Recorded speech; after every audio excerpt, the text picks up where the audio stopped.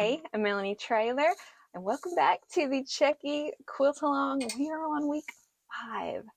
If you've missed this quilt along, if you're coming at a really later date, all of these videos will live on my website. Just go to Quilt Alongs and click Checkie, and you will be able to sew this quilt on your own.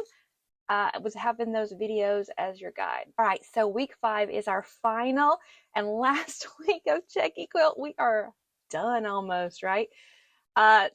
This week, our task is going to be sewing all of those blocks together to get a finished quilt top.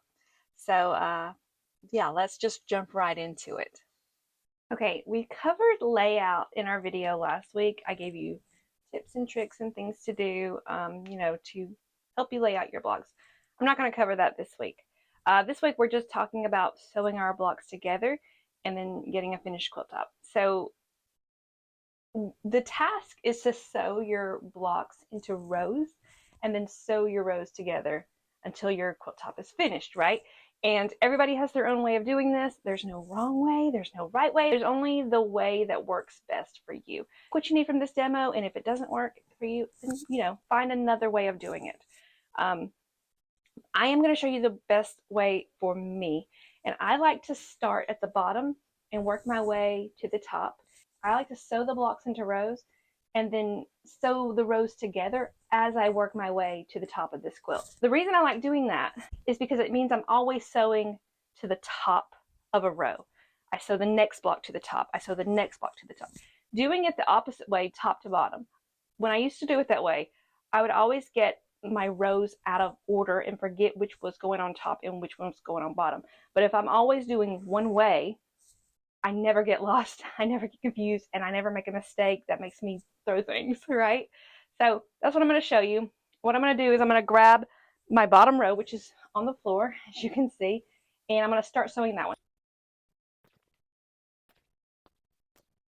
So one thing important when you're doing this step of your quilt is to always have everything in your hands and being mindful about which way you're picking things up and which way you're holding them.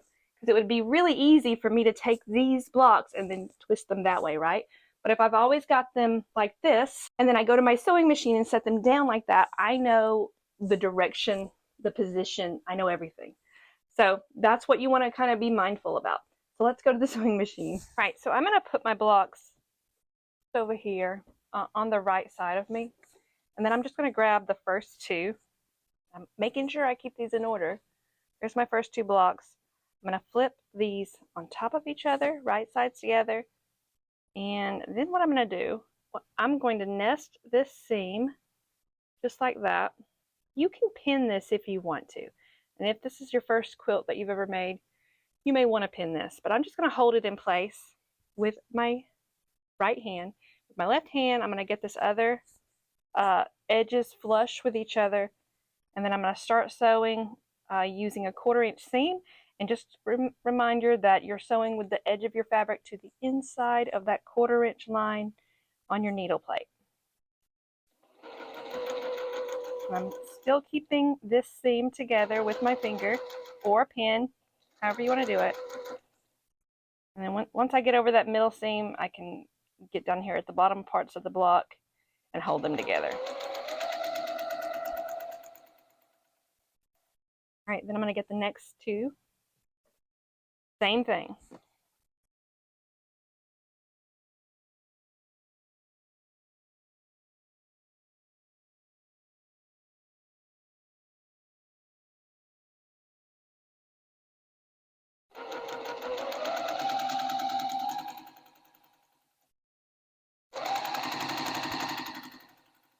Doing these chain piece style. I'm going to go ahead and do the whole stack. I'm going to speed up the video so you don't have to watch every single one of these since there's so many from my quilt.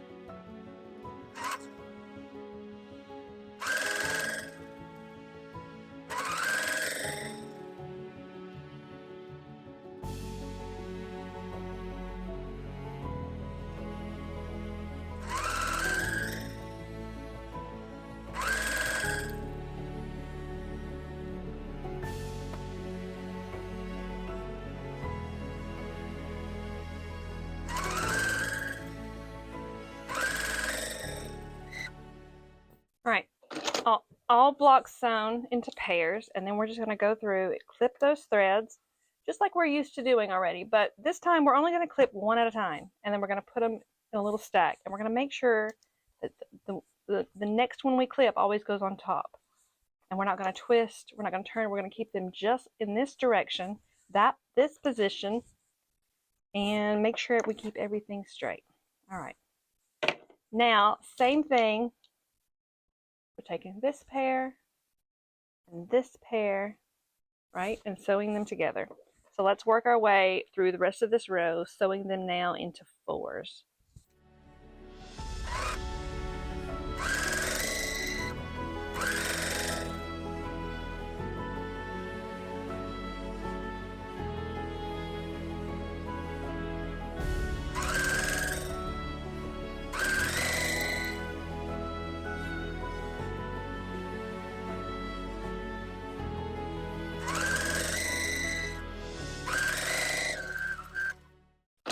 Cut the thread again, and then we're going to snip these, and again, same thing, one at a time, always going on top of the one before it, right?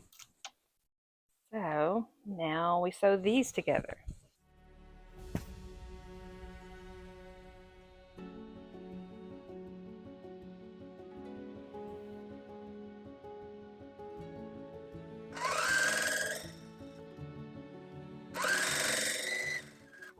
Cut my thread, and then we've got one set of 4 to sew onto this, set of 8.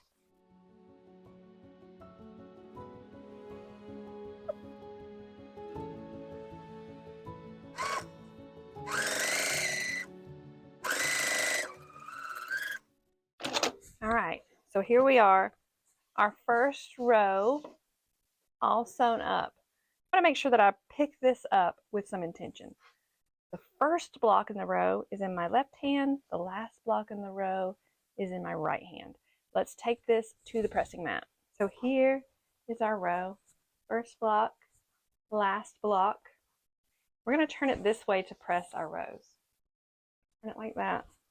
And I'm going to press all of my seams that connected those blocks to each other, and we're going to go that way with them.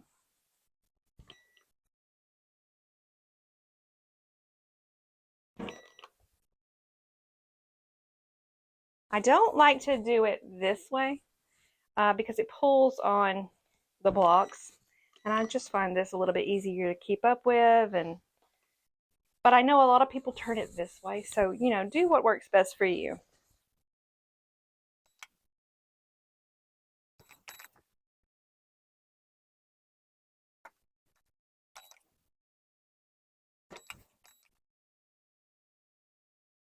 And we want to be mindful about in which direction we're pressing those seams, because everything is going to nest up all nice, neat, and tidy. Of course, there's going to be one seam, that's open, but that's okay. We can work with that. But we hopefully want them all to nest up when we can. All right, so now that we're all pressed, and being mindful again of where my first block is, where my last block is, I'm going to pick this row up and take it over here to the other side of my table. And this is where I usually put my rows when I'm done pressing them, and I let them build up kind of right here. Get out my pin cushion. I will need that in a minute. All right, so now I'm going to go ahead and get the next row. Remember, we're working bottom to top, so I'm going to get the next row on the bottom. I'm going to go and sew that row, and then I'm going to meet you back at the pressing mat. Okay, so here we are again, and I've got my first block, I've got my end block, and we're going to turn it this way again so that our last block, our end block, is right here. But this time we're going to press all of these seams toward us instead of away like we did on the last block. So go ahead, get that seam ready, grab the iron, and press. And then you're just going to work your way down your row, pressing those seams between each of the blocks that you just sewn together.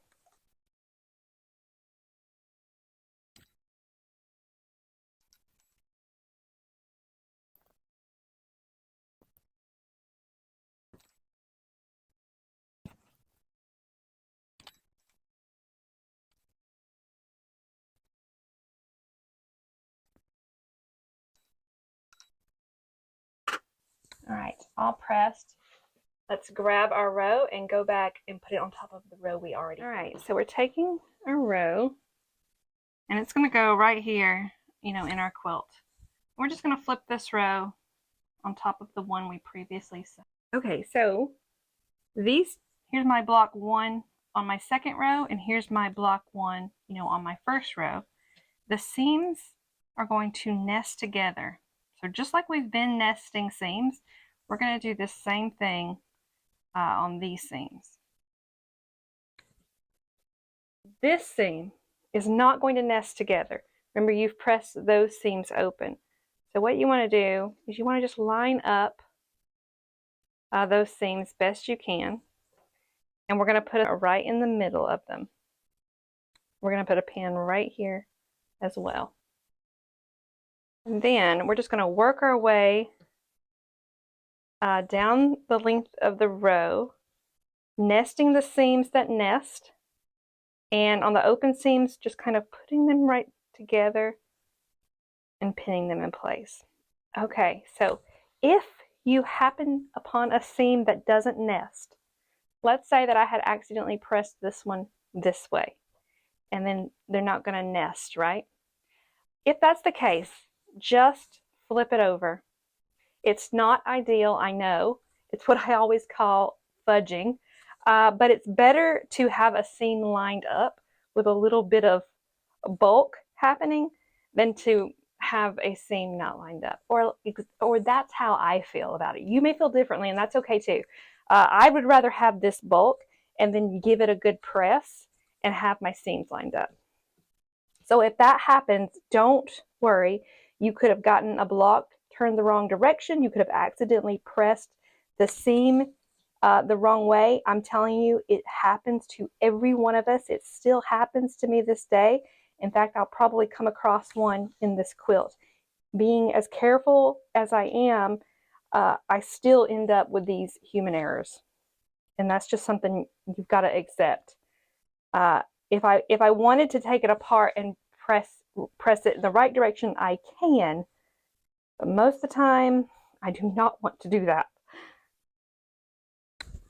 All right, so now just accordion this row like this. All right, and we're going to take this to our sewing machine and we're going to sew this row. You're going to be mindful and sew a 1/4 inch seam with the edge of your fabric on the inside of that 1/4 inch line, and I'm going to meet you back at the pressing mat. Okay, I have my 2 rows sewn together. We're going to grab that iron and we're going to set this seam. So let's go ahead and work our way down the length of your 2 rows and just give that seam that you just sewn a quick press.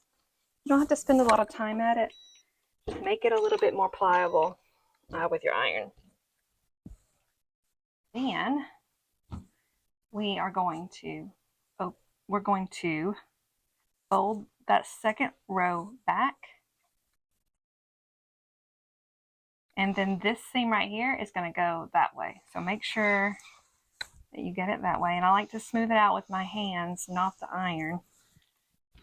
And then we're just going to do this. When I get to where all my pressing mat will hold, I just pull it like this. And I don't like doing that because it messes with the seam. So I don't know if you can tell in the video, but now some of it is pointed this way and some of this is pointed that way. So I have to go in and, you know, get that seam going that way. So that's what I'm doing now.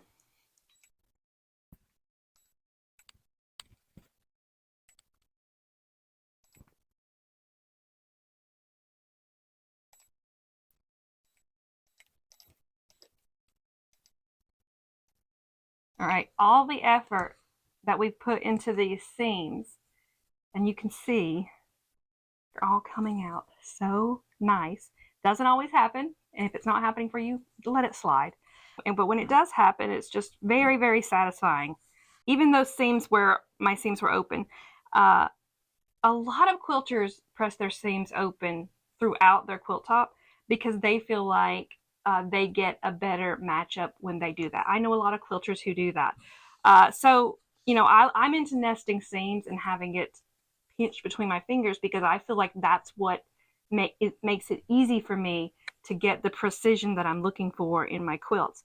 But maybe you like the pressed open. So maybe that's something that you would prefer to do, or maybe it's easier for you to get it that way. Again, everybody's a little bit different, and we all just need to find a way that works best for us. All right, let's take this to the other side of the table. Okay, not sure why, but I ended up losing audio on this video. So what I'm doing is just placing my 2 rows completed on my table. And this is how we are going to work the whole quilt top. So I'll take the next row and I'll piece that row together. I'll lay it on top of where you see my 2 rows on my table. Then I'll piece the 4th row together. Sew those 2 rows together. Then sew those 2 rows to the 2 rows on the tabletop. And this is how I will do this quilt all the way up to the top. When I have the bottom half of the quilt top done, that's when I start, working on the top half. And then when that half is done, I sew my 2 halves together for a finished quilt top. I'm gonna pop in a few hours after I've gotten the majority of this quilt done, just to give you a glimpse at that process.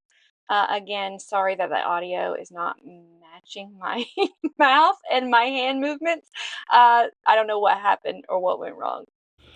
Okay, so I just wanted to give you a little update. I'm still in the middle of sewing all of my blocks together, but I think this is 8 rows sewn together, and then I've still got several rows on the wall. So I'm just gonna keep going like this. I probably will finish this whole section before pinning it to this section. Okay, I have it done. And I think all in all, it took me about 3 days, maybe working an hour to an hour and a half on it each of those days. So for this size quilt, it does take some time to do. There's small blocks, there's a lot of them, but worth it, I think. And I'm really, really pleased with this one and the softness of it. And yeah, I really like it. It's got a scrappy look to it that I love. Oh, I did want to mention that while I was sewing my blocks into rows, I found like 2 blocks that I had turned the wrong direction. So watch out for those. It's fine if you get one done. You probably won't even tell in a finished quilt.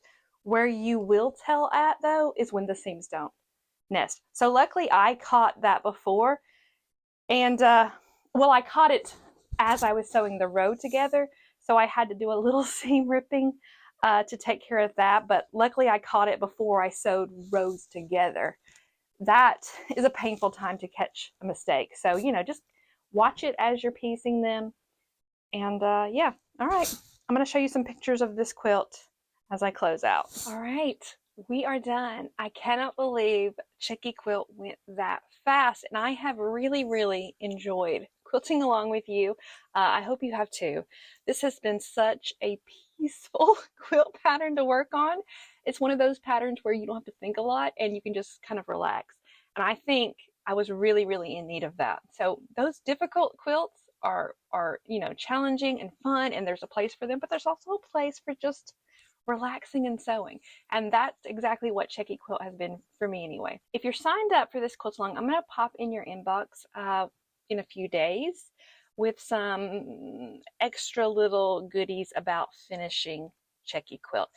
And Checkie Quilt was the first quilt in StashWork, and we are going to continue on quilting with StashWork. So there's more help for your stash. Dandy Quilt is next, and that one should be, I don't have the schedule for Dandy yet, but it should be May or June. So around that time frame, be prepared to quilt Dandy Quilt. And we are going to tackle color placement basically. But it'll be another opportunity to use up some of your fabric in your stash. Stay subscribed to my email address.